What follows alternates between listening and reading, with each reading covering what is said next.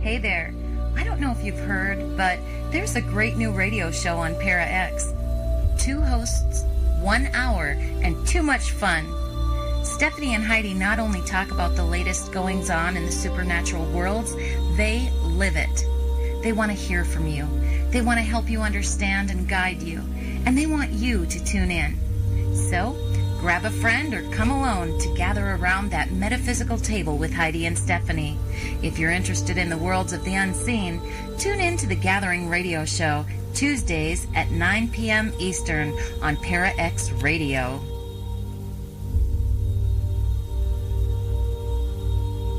Hey, so it's fun, so whenever you want to start talking. Hi, this is Krista Cesare from the C2D1 Haunting. You're listening to The Shadows. Your source for everything paranormal. Para X. The views expressed and the opinions given by the individual host and their guests do not necessarily reflect those of Para X, its affiliates, or its sponsors.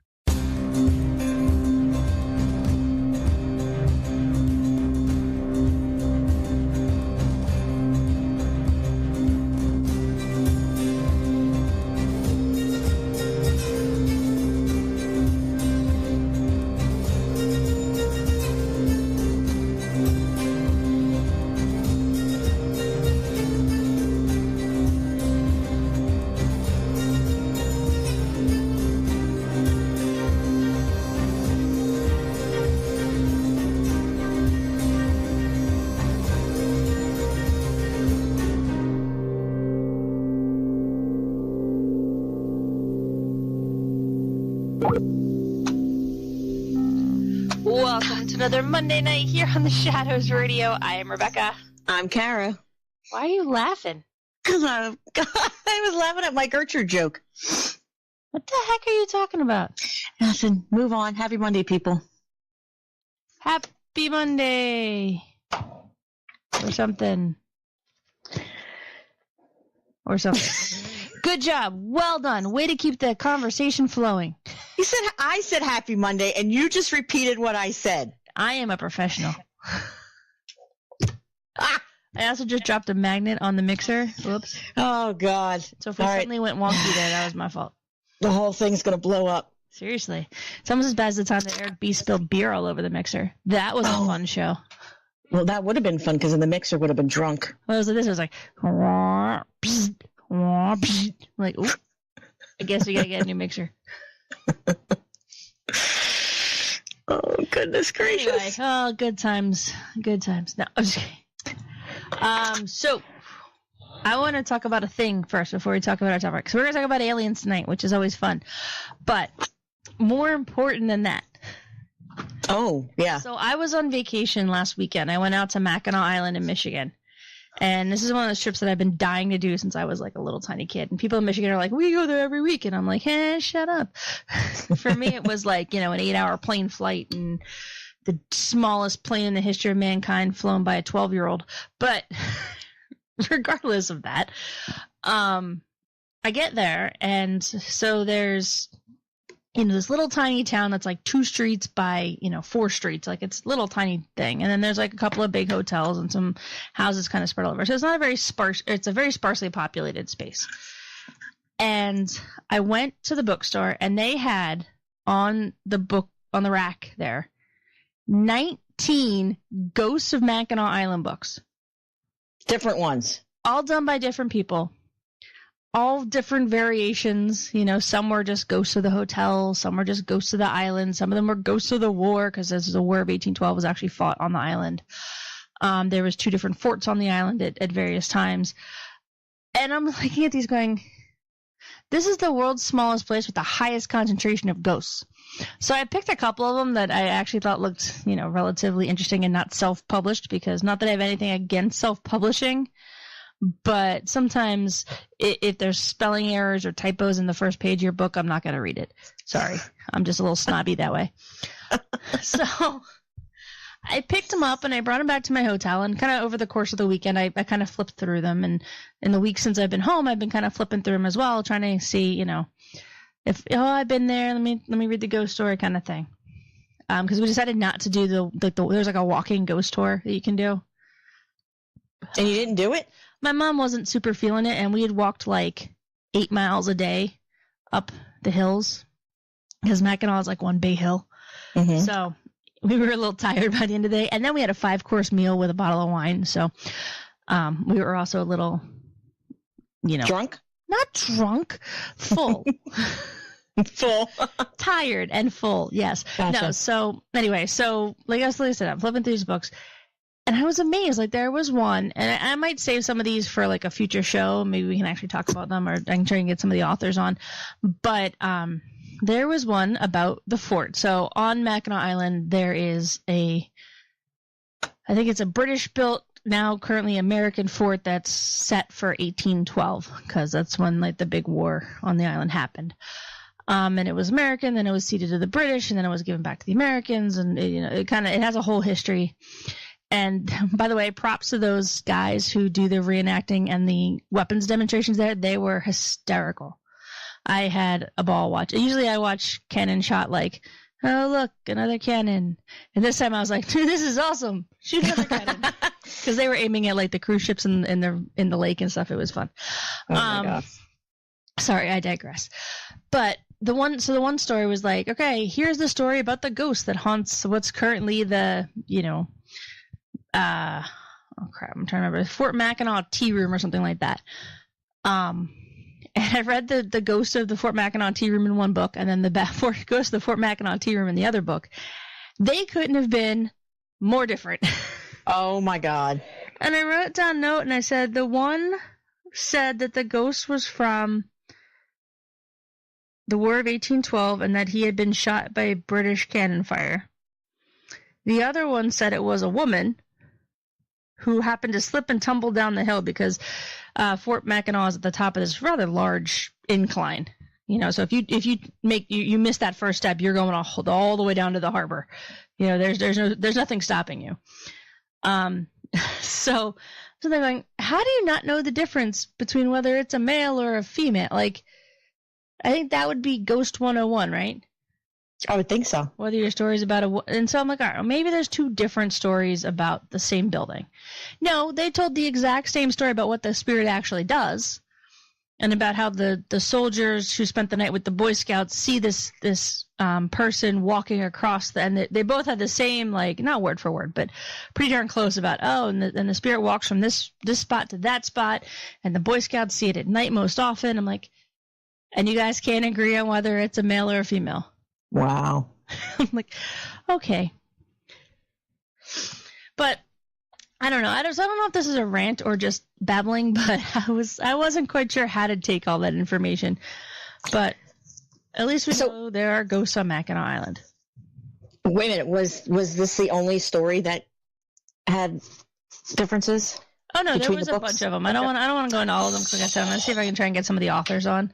Okay. And see if we can talk about them. But yeah, no, it was like that the whole way through. It was like, here's a restaurant and their ghost, his name is George. And then you read the same story in the other book and their ghost's name is, Gertrude. And you're like, what? Okay. I mean, so either this place is so inundated with ghosts and they decided not to like cross stories. Like, okay, you only write about these ghosts and I'll only write about these ghosts. Or they're just not quite sure what's going on. I don't know. It was very bizarre. And the fact that there were so many ghost books about a very small island. The entire island is 8.2 miles all the way around the edge. It's not a very big place. Oh my gosh. Yeah. So. And there's no cars, right? There are no cars on the island. There's just horses and horse poop. And fudge shops. Which my mother had to make a joke every time there was horse poop in the street that the fudge shop was getting a delivery. That joke was really old after like the first 3 hours we were there. I love your mother.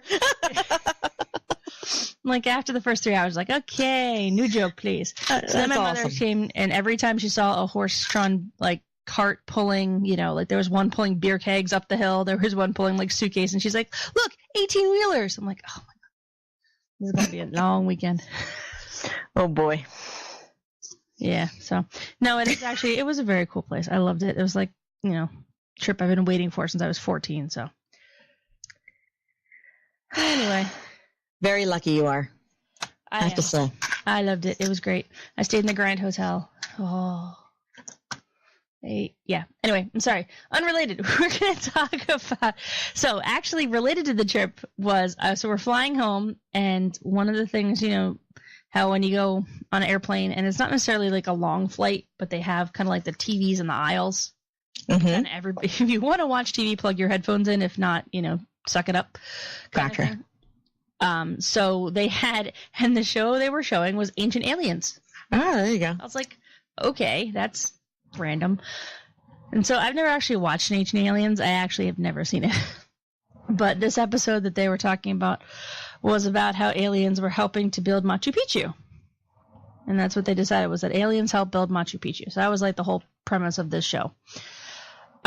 So from that, not that I want to talk about Machu Picchu, but I do want to talk about 7 sites in the world that people believe that aliens helped build. Because I thought that would be kind of fun. What the aliens freak me out, so. I know, that's why I picked this topic. Yeah. Actually, no, I think it's interesting that people, when it comes to a point where it's like, okay, this was done by a, quote, primitive civilization, who doesn't have the technology levels that we have, and we can't quite comprehend how they managed to do whatever they did. We just automatically like, oh, aliens helped them. It's like, but maybe they understood math or geometry or physics or whatever better than we think they did. Nope, aliens. Like, it just, I don't know. It amuses me greatly that happens. It's just easier to go with the alien. It is, yeah, definitely. But it's interesting too, some of the cool places. All right, so. The first place actually is from Machu Picchu. It's Sacsayhuaman. There's a lot of different variations on that pronunciation. That is the one from National Geographic.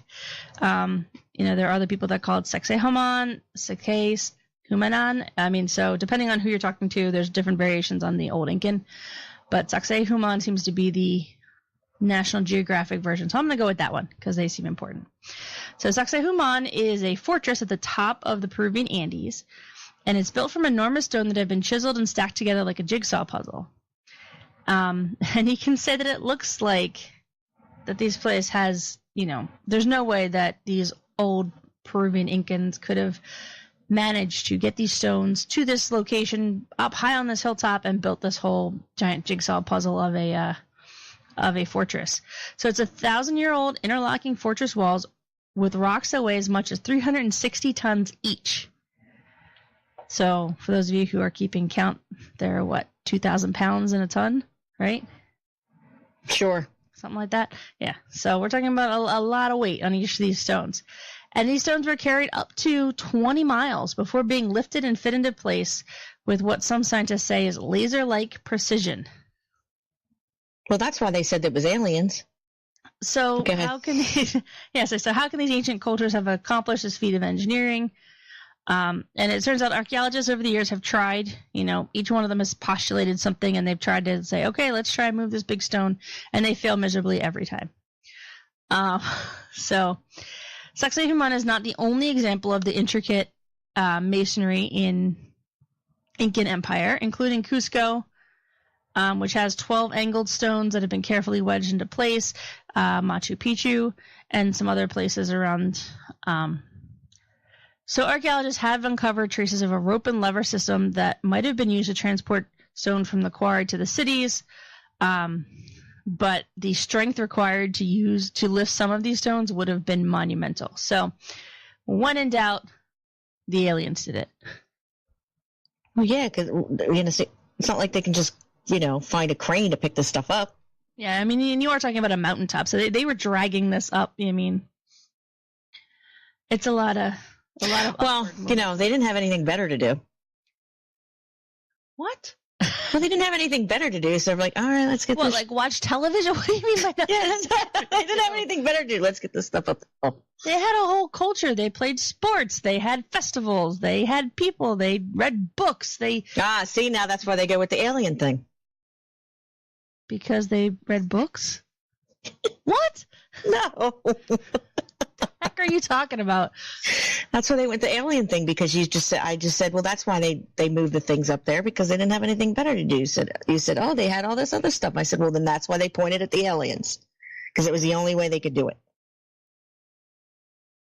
Gotcha. And Kat reminds us that they also grew crops, made their own clothes, etc. So they probably had very little free time to drag exactly. Yeah, I know. There, Cara. So yeah, it has to be aliens then. Yeah. So a lot of people have said aliens. I have a friend of mine who is from Peru. I asked him, and his response was, "It's always aliens." Really? That's his response. That's just where he goes. Okay. Well, he could have just also been, being a smartass. So. Also could be an alien. He could also be an alien. That is very true. I did not ask him if he was also of the alienite persuasion. I know he's a legal alien here in the United States, but not, not that kind of alien. What was that noise? Oh, that was to me on my. I was like, wow, that was like. It's the aliens. I know. That's just like the aliens are coming. All right. So the next one is actually at the bottom. Well, actually not the bottom, but further down along the Peruvian coast, you'll find the Nazca Lines. So 200 miles southeast of Lima, there are 800 long, straight white lines etched into the Peruvian desert that seem like random, just kind of lines. But joining them are 300 geometric shapes and 70 figures of animals, including a spider, a monkey, a hummingbird. I think there's a whale there too. Mm-hmm. The longest of the lines runs as straight as an arrow for miles.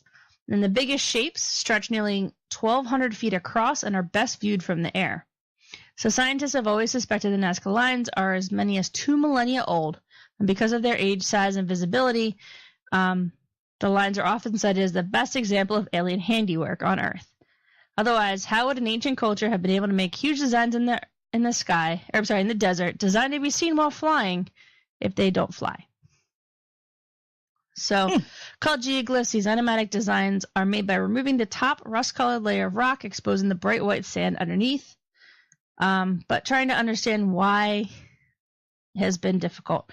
Some people have postulated that they were designed to be aligned with constellations or solstice, but that has been disproven unless the Earth has shifted significantly off its axis. More recently, people have suggested it points to ceremonial and ritual sites related to water or fertility.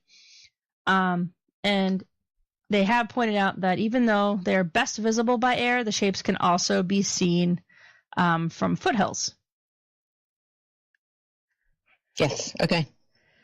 So I know that Josh Gates' show, and I can't remember what it's called right now, but he actually did an episode on this, and the archaeologist that he had on, it was an anthropologist, but the scientific expert that he had on said, they needed one person up on either on some kind of platform, kind of going a little further left, Jose, not so much, John, like that kind of thing. Or they even use some form of like primitive hot air balloon to send the people up in the air. I don't know about that, but so when they kind of said it's very easy for a primitive culture to be able to get up into the air to view it, especially if you think about it and you can go to like a neighboring foothill and look down and say, oh, it's a monkey, You don't necessarily have to be directly above it, kind of thing. Right. But for a very long time, people suspected that these were ancient runways. These are where the alien craft landed, and the monkeys and the other shapes were designed to signify what section of the Earth you were in or what runway you were on. They were like little signposts. So. Right. I remember seeing that. I believe it was Josh Gates' show on that. Yeah, I'm just trying to remember which he's had a couple of shows. I think it's the most recent one that he's doing that I can't remember the name of. Expedition Unknown. Yes, Expedition Unknown. Definitely worth checking it out. But whether or not it was aliens, I'm not sure. I'm not saying it was aliens, but and they found a couple that are kind of don't really fit the pattern, and they wonder if they're kind of copycat ones that have been put down later. But then, of course, the alien guys are like, no, that's not a copycat one. That just signifies that this area was condemned, or this area was this, that, the other thing. They always have some reason why. Right. Kat would like to know how you direct people to pace the figures from the foothills. She suggests huge megaphones or Bluetooth speakers and microphones that we just haven't found yet. So, Kat, I would say that's probably alien technology right there. There you go. They were given the alien technology. So, very cool. And if you have never looked up the Nazca lines, just pictures of them, they're so cool. Yeah. But they look like they're etched right into the stone. They kind of look like somebody tattooed the earth, which is really cool. And the fact that they're still here 2,000 years later is just amazing. Well, they don't make things like they used to. I'm pretty sure you can go out in your backyard and scrape a hole in the ground if you wanted to. You just have to keep going back and renewing it. Oh, goodness. Yeah. All right, so the next one on the list is probably the most popular what's a majigger? Of what aliens have... Yes, alien invention here. Alien architecture. Exactly. Would you like to guess what this one is? No, the only two that I ever heard of was the ones you've already mentioned. Oh. That's why I was like, holy crap, there's more? There are lots of them. I'm terrified. The Egyptian pyramids is generally the most popular one that people discuss as, being created by aliens. Wait a minute. You're saying the Egyptians didn't build them? Well, I'm not saying that, but the dude with the crazy hair says that.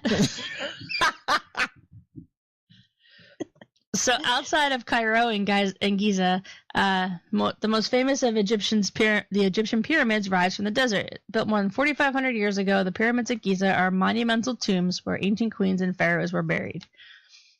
So they're made of millions of precisely hewn stones weighing at least 2 tons each. Even with today's cranes and other construction equipment, building a pyramid as big as the Pharaoh Khufu would be a formidable challenge. So the Pharaoh Khufu's temple, I believe, is the smallest one of the. Or I might have it backwards. He might be the biggest one.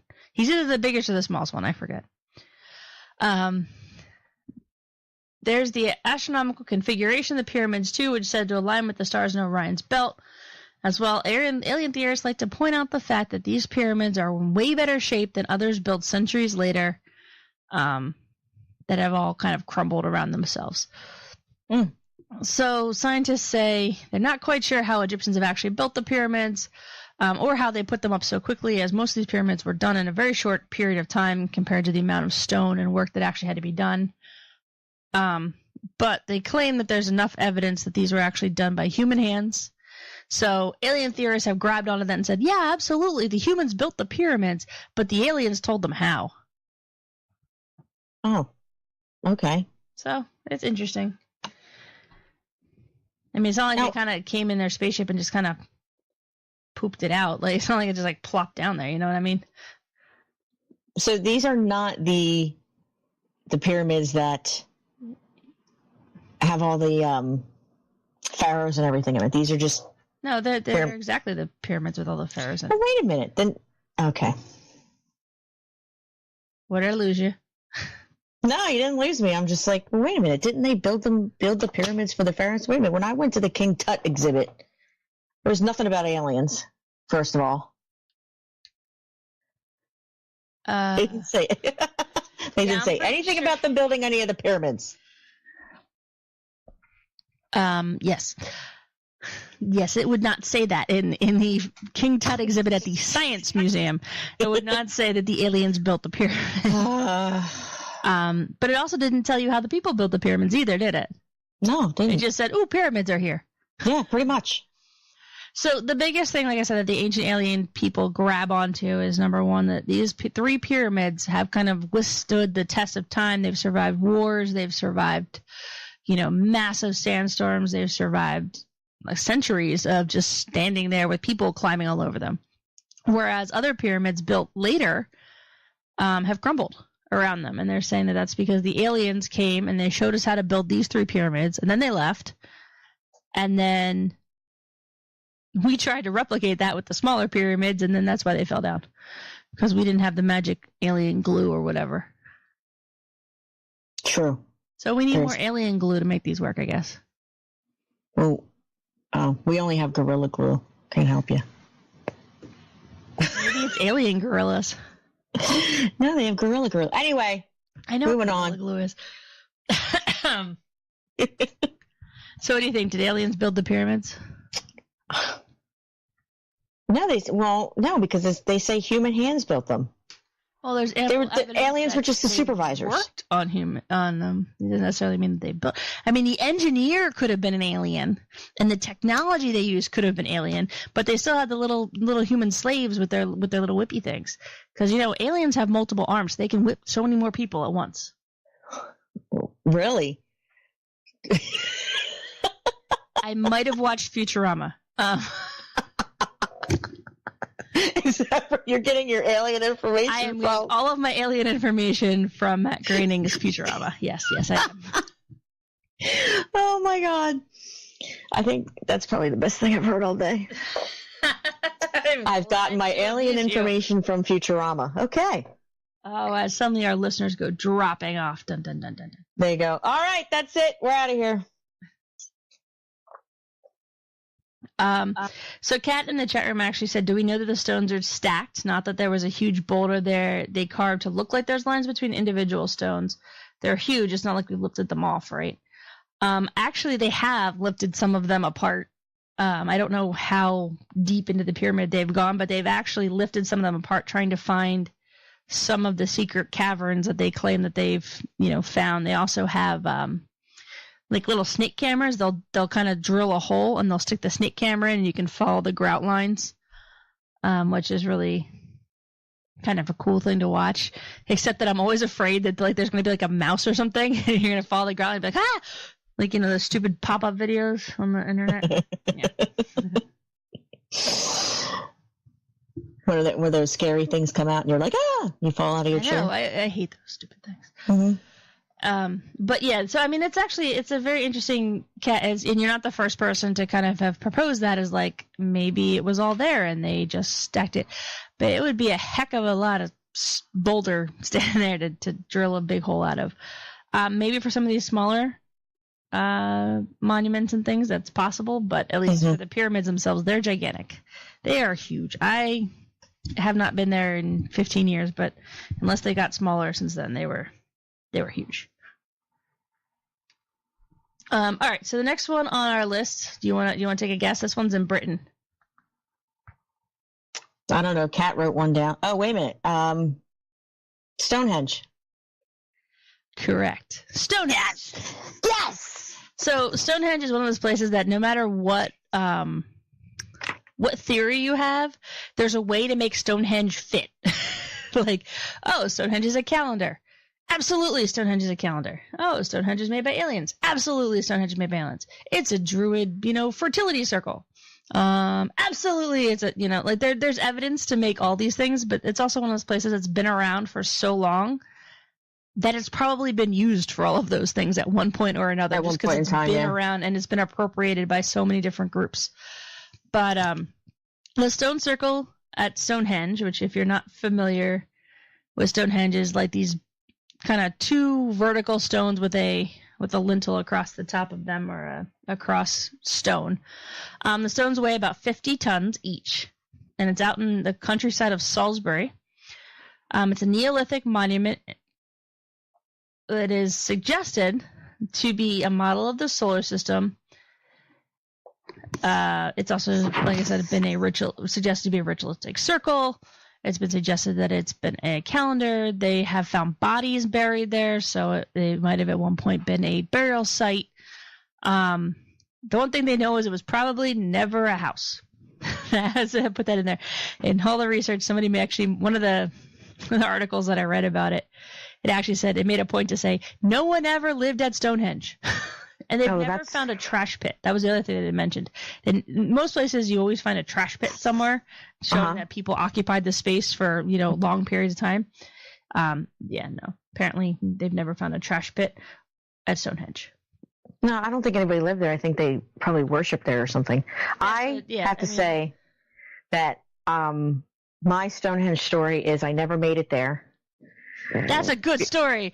Because I'd rather go to the Doctor Who Experience exhibit. I passed up Stonehenge to go there. So I never got to see it. Ladies and gentlemen, Cara just disconnected and she went away. I don't know. Yeah. Yeah, the aliens got her. No. Yeah, the aliens got me. You know what? Yeah. Sometimes you got to do that. You gotta make those choices. Those deep. Well, it was a bus trip, and we had our fill, and it was like, okay, we can stay here and do Doctor Who, or we can go see Stonehenge. And my friend who's been there before said, it's really not that great. Let's stay in Cardiff. Okay. Okay, so she's not a good alien supporter. But also, isn't Stonehenge known for having extremely... Wait a minute, what is it called? My brain just went blank. Powerful, like, AMF waves and all that kind of stuff there. Some of the sites that I read made mention of that, where, you know, supposedly it's on the cross of a bunch of ley lines. It's supposedly a node of power. There's all these different variations on kind of what it is, but one of the most amusing versions that I found was Swiss author Eric van Daniken. I probably just butchered his name, but no, I like the first way you said it. Danken. Yeah, I left out the I in there. Sorry. He suggested that Stonehenge was the model of a solar system designed to look like an alien landing pad, so that the aliens knew where to park their ships. So here's the thing. Over the years, we've figured out that, like I said, all the stones weigh about 50 tons. They have been dragged over 50 miles from the quarry to where they needed to go in a time where there were no wheels. How did they know that? Not been invented because they were able to take the stone, do testing on it, and figure out what part of the country it was from. So I mean, it's a long, long way for these stones to travel.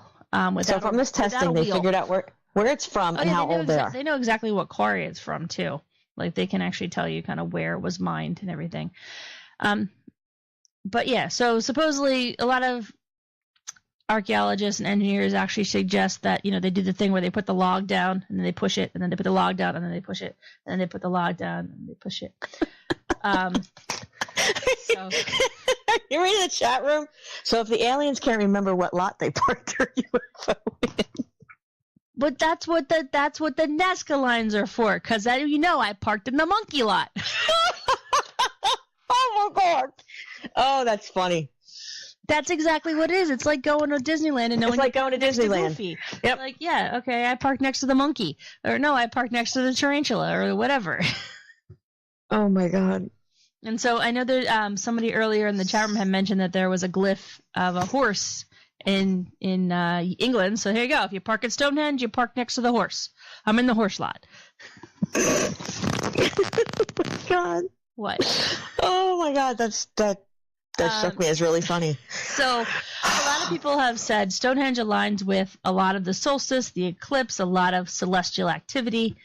So the builders had to have been looking up when they designed this monument and this space. So even if they didn't necessarily build it with the help of the aliens, they built it with the celestial heavens in mind, at least. Okay, so what about all the other little places that have stones sitting around like that? Are they aliens too? Well, I can't think of any off the top of my head, but yeah, they're the what's it called? They're like the auxiliary lots when the big lot's full. Ah, okay, that's how that works. Okay, park in the other lot.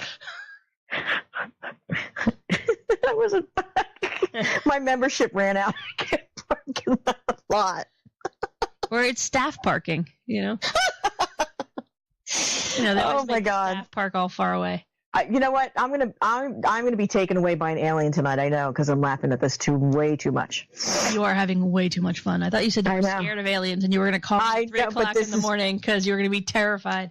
I am. I don't like aliens. I've watched the documentaries and they freak me out, and because I try to understand them.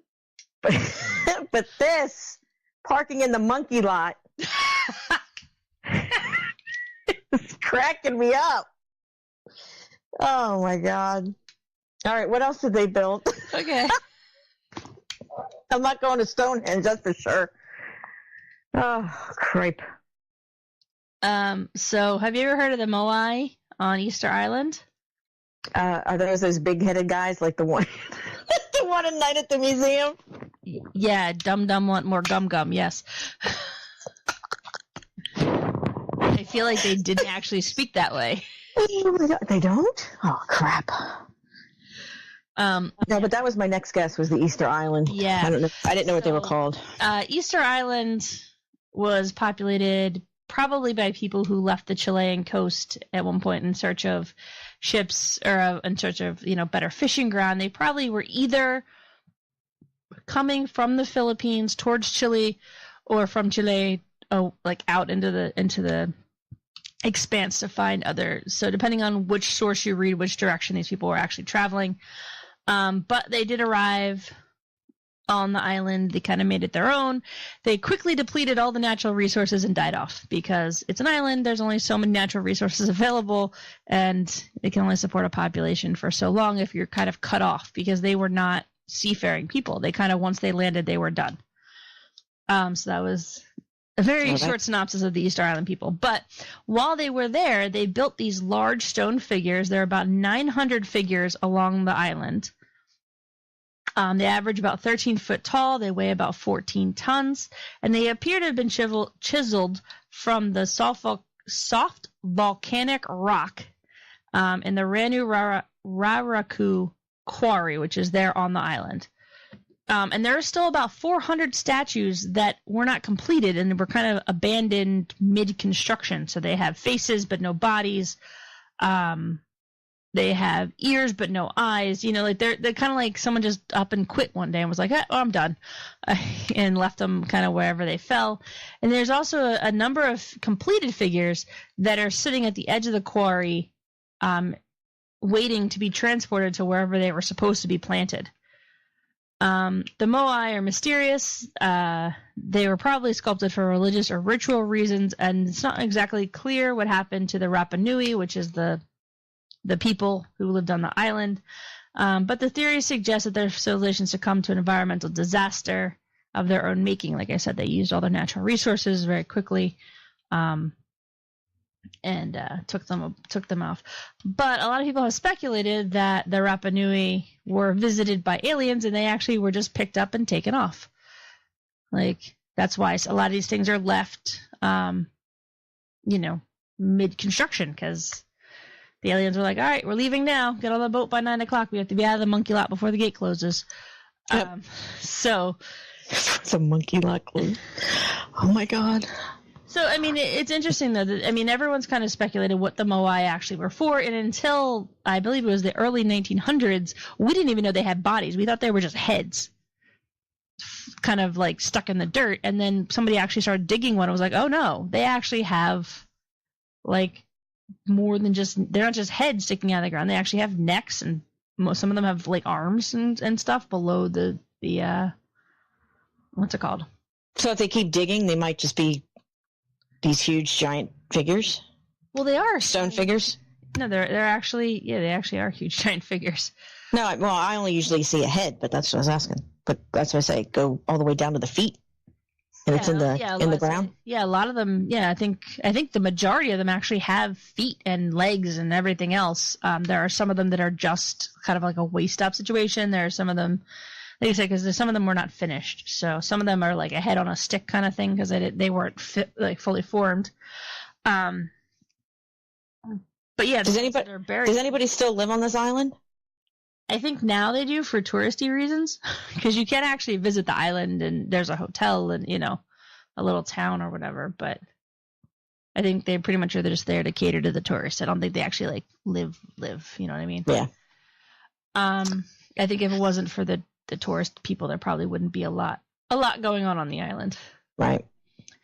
But the speculation is that either the alien heads were sacrifices, meaning that every time a person was taken by the aliens, they would get a statue carved to replace them here on the Earth.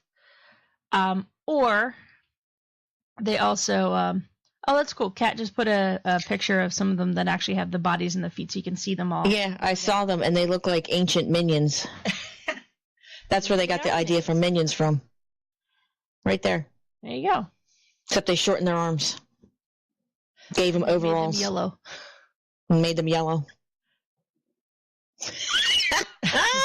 That's awesome. So the idea was that the aliens would carve the statue of the person, plop it down, and when they took it, so when you woke up in the morning, if, Uncle Fred was now a statue, you know that he wasn't coming home for dinner that night.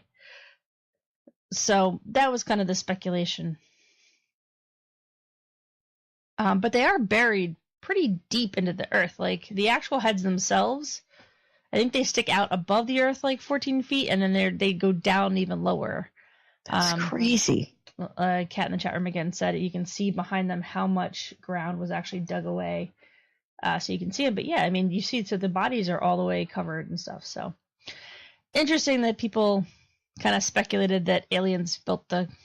Here, I'm going to leave you this giant stone carving to replace that guy I stole. It's an interesting theory. All right, so... All right, I won't touch that one.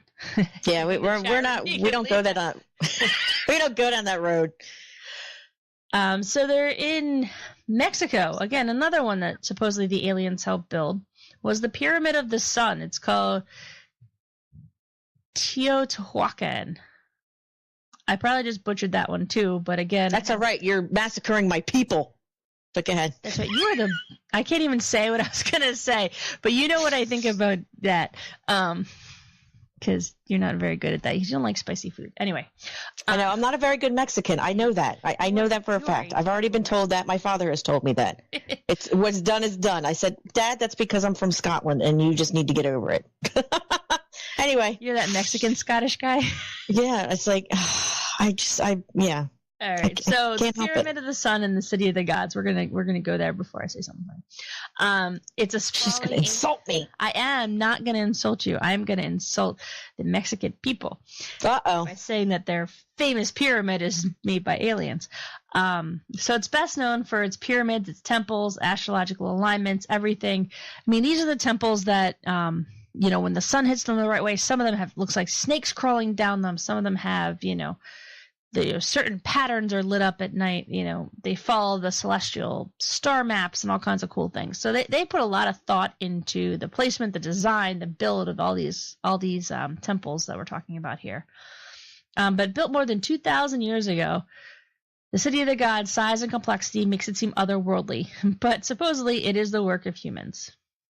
Scientists suspect that over the centuries, Mayans, Zapotec, and Mixtec built the city over the course of the century. So this wasn't something that popped up overnight. These are, this is centuries upon centuries of building upon building. It was a city that could house more than 100,000 people with murals, transportation systems, agricultural practices at an advanced level for their time period. It's considered the most technologically developed in pre-Aztec Mexico. So people then say, well, how did they get so developed so quickly, and where did they go?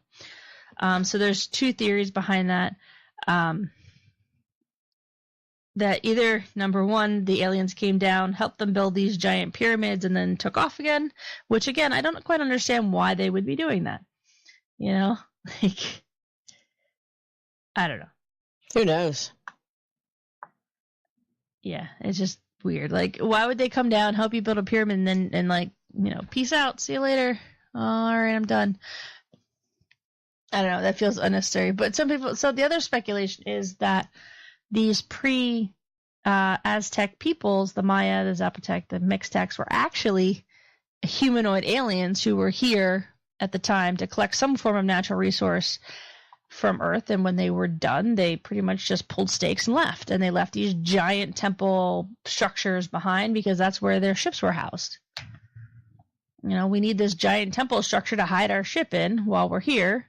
Mm-hmm. So nobody really questions that we're not really this kind of pre-Mayan people, or pre-Aztec people, sorry. But it's the largest construction in the Western Hemisphere, and it has a curious alignment based on the calendar cycles, which has also encouraged people it has to be something to do with UFOs because it lines up perfectly with the perfect launch times. You're going to take a UFO into the air. You want to make sure that you're lining up properly. So, I don't know. Take that as you will. Wait a minute. So you're telling me it's a garage? That's kind of what the proposal was, is that it either was a garage or a launch pad.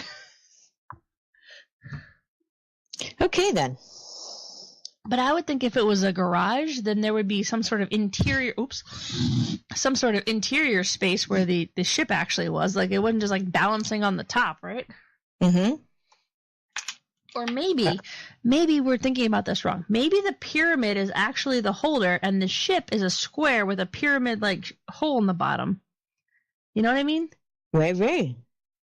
So the ship took off, but while at the height of its thing, it was actually a big square building. Maybe. I have just developed a new theory, and I want everybody to remember that. Well, it's being recorded, so we can always go back to the footage. Whatever it's called. You have it recorded, just patent it. Okay. I don't think that's what patent means, but I'll see what I can do. It's the only word I could think of. Okay. I'm not saying it was aliens, but aliens. Oh my God. So I just wanted to point out that this list actually came from National Geographic. So before people are like, because a few people have always questioned us sometimes, like, where do you get these lists from? I get them from all over, but this one actually came from National Geographic. And they put together these, really cool ancient sites that people think were built by aliens. And then I just kind of added to it with some additional research into the actual sites themselves. So there is scientific basis to this alien theory. No, not so much. If you say so. I mean, it's National Geographic. I'm not going to argue with them. National Geographic that makes it officially scientific. I'm with you. Yeah. That's what I'm thinking anyway. Mm-hmm. Either that or they parked in the monkey lot. Oh my God. I can't believe we came up with that monkey lot. I'm never going to be able to think of that another way again. So there were some other ones on this list that I kind of skipped over because I thought they were even too ridiculous for us here in the monkey lot. Oh. Yeah. How is anything too ridiculous for us? Well, like the face in Mars. You know how there's that picture that looks like there's a bunch of rocks that look like a face coming out of the surface of Mars? That was aliens? So supposedly that's aliens, keeping an eye on Earth. Wait a minute. Isn't that just like what you see the faces in the orbs? Yeah, it's pareidolia or it's, just odd shadowing that just makes it look. Yeah, I mean, or they're like, oh, look at the face in the window. I'm like, are you serious? Yeah. And it's, yeah. So the face is just a mesa with some weird, shadowing going on. So that was one. I skipped that one. And then I also skipped a couple of some ones here in America. Because they were. There's things here in America that aliens. Oh my gosh, nothing close to me, is there? Well, no, they talk about okay, so in the original Star Trek, they always went to the same pointy rock to battle the thing. Well, supposedly that pointy rock was a way station for aliens or like a beacon, which is why Star Trek used it because they thought it was alienish. Again, like I said, some of these they're a little too tenuous even for us. We got to have some semblance of scientific reasoning or something. Okay. No, not so much. Okay. So, all right. Well, we are down to the end of our time. So very quickly, I want to say, please make sure you're checking us out on Podomatic, iTunes, Podbean, all them things that you can find us on. Go to theshadowsradio.com and click on the on-demand link, and all that information is there. Check us out on Facebook and Twitter as well, because we love to, be loved or whatever. We love to be loved. We do love to be loved. It's a very important concept. We can't hide from you people. We cannot hide from you people, especially if you park in the monkey lot. Please remember, always lock your UFOs. Make sure you put this alarm on. Yeah, put your alarm on, put your seat back in your tray table in the upright position, and, buckle your seatbelt. Oh my gosh. And this show has gone off the pointy rock rail. We went off the rails when we started talking about monkey lots. Well, we were speculating as to why the Nazca Lines would be in the desert. I'm thinking big open space, festival parking, park at the monkey, you park at the spider. Okay, so wait a minute. There is a festival site that we need to find now. Well, Machu Picchu was a festival site, so maybe they were going to Machu Picchu. They figure park at the Nazca Lines. You can find your UFO easily in the big desert space, and then go up to Machu Picchu and have a party. I'm in. That's good. This is a perfect theory, and I just perfected this theory right now while we were talking. I think you should write a book. We should wait a minute. First of all, we need to get sounds like a lot of work. We need to get funding to take a trip. First thing. All right, that sounds good. We need a research trip. I hear Cusco has a lot of really good bars. So yeah, we got this. We got this. Come on. All right, so we need sponsors.